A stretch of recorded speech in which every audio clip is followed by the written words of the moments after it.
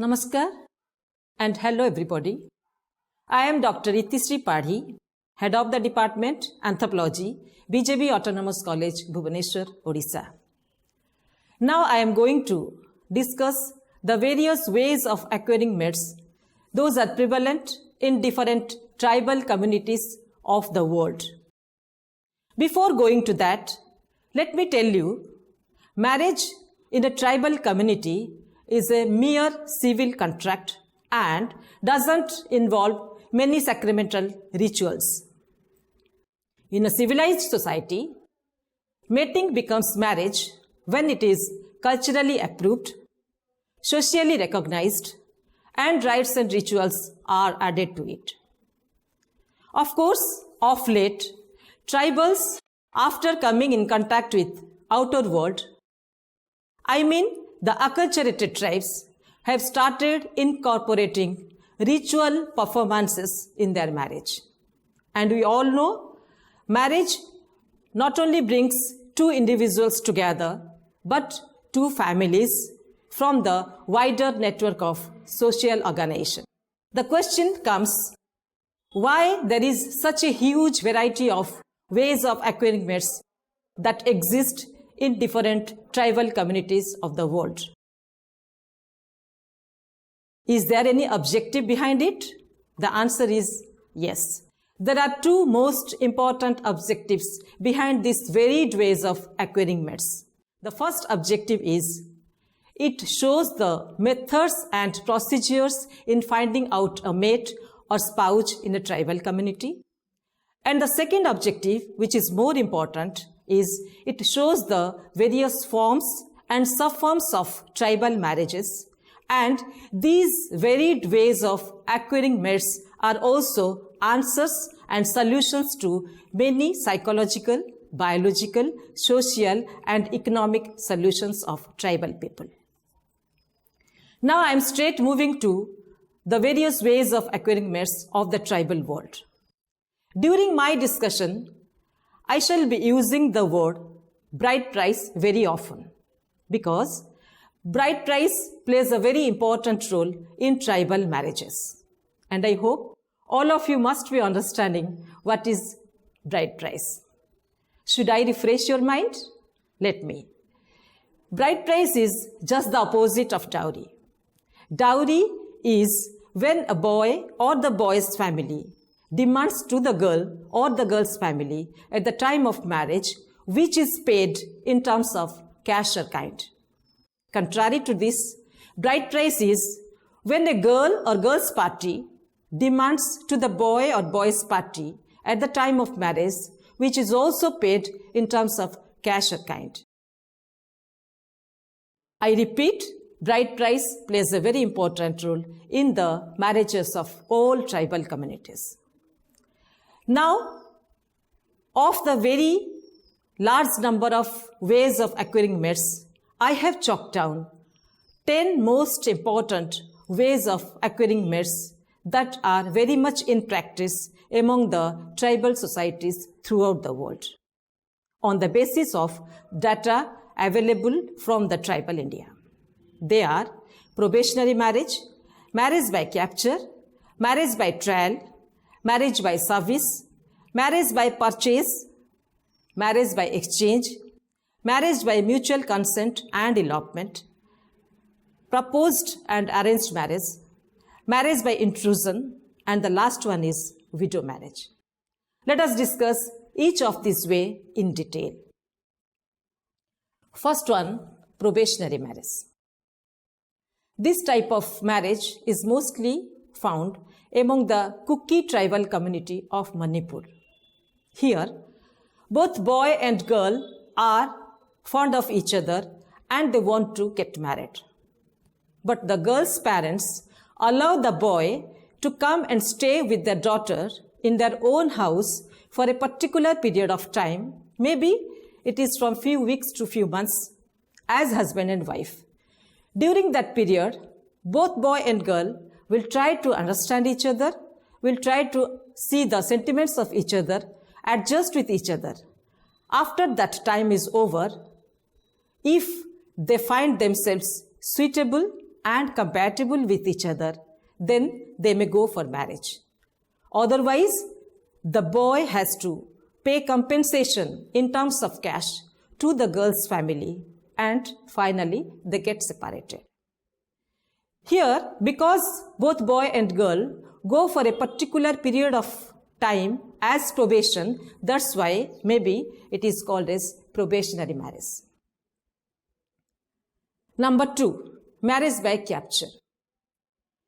This form of marriage is getting less and less prevalent in tribal communities because of the advancement of society and also increased application of penal code. This marriage by capture is mostly found among the Gond, Naga, and O tribal communities. It can be categorized into two. One is marriage by physical capture and the other one is marriage by ceremonial capture. In case of physical capture, the boy is interested to marry a particular girl, whereas girl is not. Thus, the boy forcefully drives the girl and marries her. Under a different situation, both boy and girl are also interested to marry each other, but due to heavy bride price, the boy is not in a position to marry her. Here also, the boy forcefully captures the girl with her knowledge and with the knowledge of the girl's parents, and the girl pretends that she has been captured by her husband. In case of ceremonial capture, again the boy is interested to marry a particular girl, and also the girl is not interested to marry the boy. Here, if the boy fails to get the girl in a straightforward manner, he dares to get the girl in a crowded area in front of many people, either in a market or in a fair or festive occasion. He forcefully drives the girl, puts vermilion mark mixed with oil on the forehead of the girl, after which they are considered as husband and wife. This is called as ceremonial marriage by ceremonial capture. Is there any reason behind this type of way of acquiring mate? I think there are a beautiful reason behind it. First one is heavy bride price, and the number 2 is security of women. It has been seen that people from the neighboring villages have come, raid over these villages and captured women forcefully and married them. Maybe due to that, this type of marriage is practiced among these people. Now coming to the third type, marriage by trial.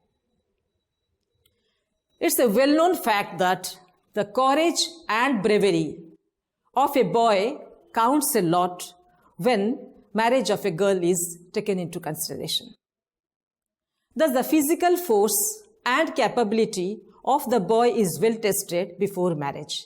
It is mostly found among the Bhil tribal community of Rajasthan. On a festive occasion, especially on Holi, all the unmarried girls and the unmarried boys who are desirous for marriage, along with their family members and the villagers, all get together in an open area at the outskirts of the village for the event. With a pole or a tree at the center and a sweet material like good or jaggery, or a coconut is kept at the top of the pillar or pole, which is considered as the goal of the game. Keeping that pole or pillar at the center, all the unmarried girls make the inner circle with their hand-to-hand together, and the outer circle is made by the boys who are interested for marriage. All boys and girls start dancing to the tune of drum beaters and mridangam players for a particular time, and they start dancing. After the dance is over, the boys are allowed to enter into the circle of the girls to reach at the goal. On their way to the spot, the boys will be obstructed by the girls in different ways. The girls pull their legs, tear their shirts, beat them with broomsticks, and in spite of all obstructions, that boy who is able to reach at the goal, eat the sweet or break the coconut is declared as the winner and is allowed to marry any of the girl to whom he wishes to marry immediately without any bride price. This is another way of avoiding heavy bride price to get a girl of his own choice. Next way of acquiring mate is marriage by purchase. Bride price, I have already told you, plays a very important role in the marriage of all tribal communities. Nagas pay bride price in terms of cash or kind, so also tribals of Middle India. In many cases, in most cases, bride price is paid either in terms of cash or in kind. Here Lowy has emphasized, although the economic part of bride price cannot be minimized, it is not wrong to say that paying, giving or receiving bride price is like purchasing or selling. It is an indication of purchasing or selling. I am giving you an example. Suppose the bride price is 5,000 rupees. The boy has to pay 5,000 rupees to the girl or girl's parents and takes the girl as his wife. It's like 5,000 rupees is the value of that girl whom he purchased as his wife. That is why it is called as marriage by purchase. The next way of acquiring mate is marriage by service.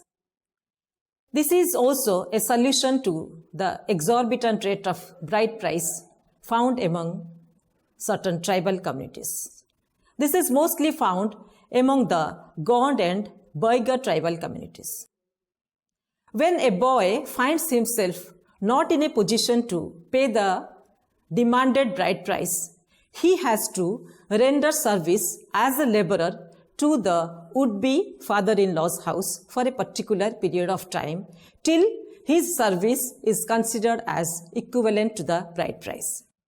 For example, if the demanded bride price is 10,000 rupees, the boy has to work as a laborer in the would-be father-in-law's house per month for 1,000 rupees, and after 10 months, he has to collect the 10,000 rupees of bride price from the father-in-law, or else that amount is considered as equivalent to the bride price and marriage takes place, after which the boy is allowed to take his wife with him to his own house to start a family of their own.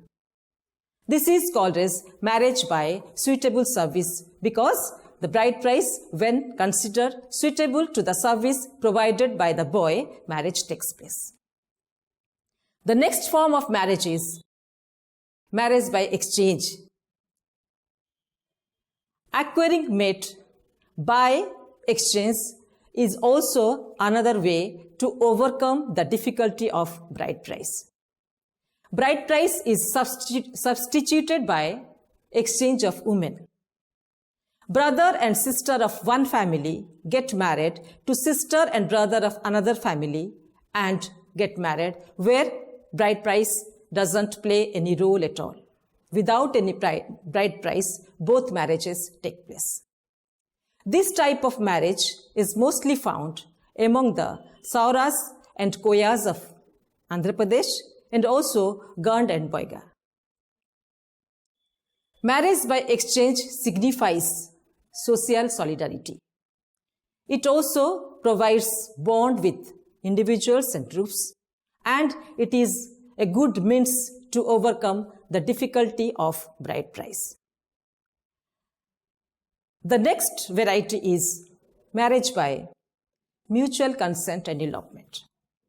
In this type of marriage, both boy and girl are fond of each other, but marriage could not be materialized due to the unwillingness of parents of either the boy or the girl or both. Then what they will do?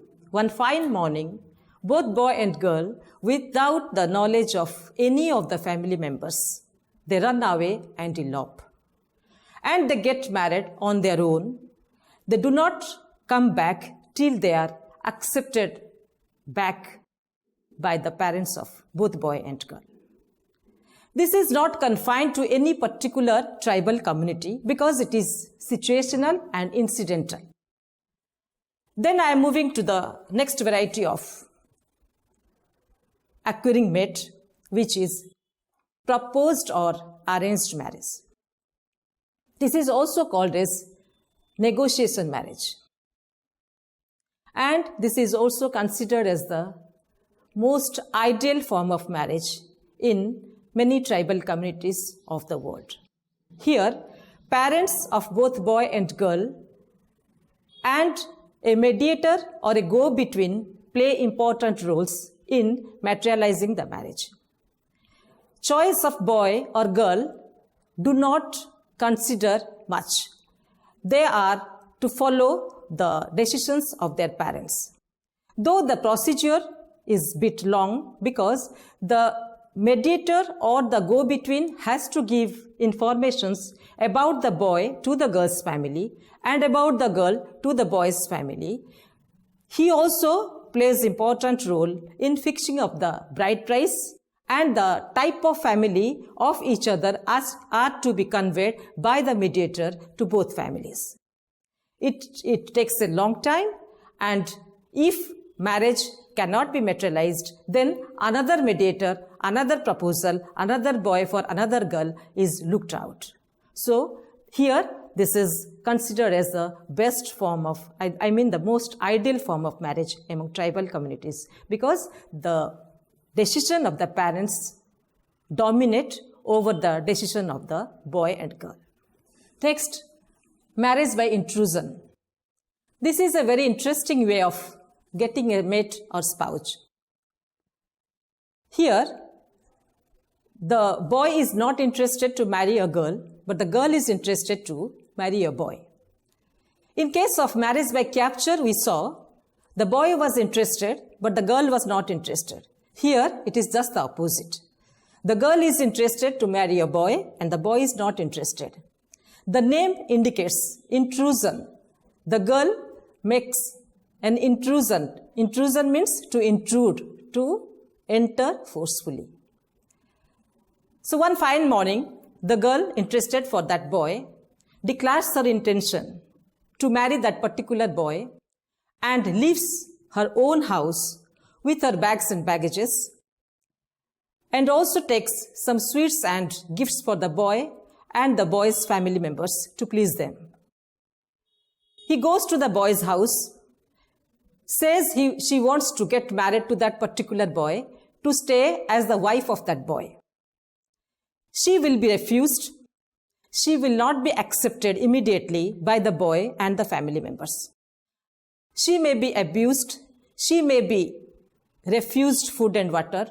She will put under all ordeals, but she remains adamant and does not move till she is accepted by the boy as his wife and the daughter-in-law of the house by the family members. Because there is no love, it is known as another marriage among the O tribal community, though it is also in practice among the Bidors.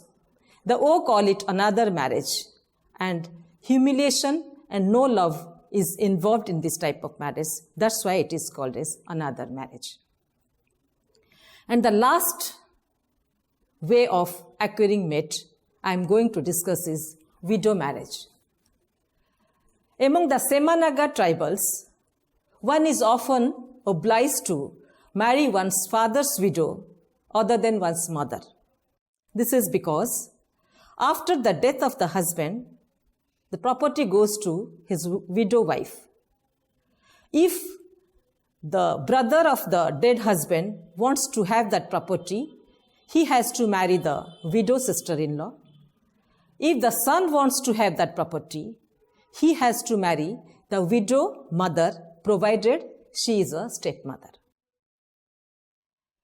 If the brother marries the widow sister-in-law, this is called as levirate type of marriage. If the dead husband's younger brother marries, it is known as junior levirate. If the dead husband's elder brother marries the widow sister-in-law, then it is called as senior levirate. Marriage takes place with the application of vermilion mark mixed with oil on the forehead of the widow, after which they are considered as husband and wife. These are the various ways of acquiring mates that are still very much in practice among the different tribal communities throughout the whole world. I hope all of you must have got what I intend to study. Thank you.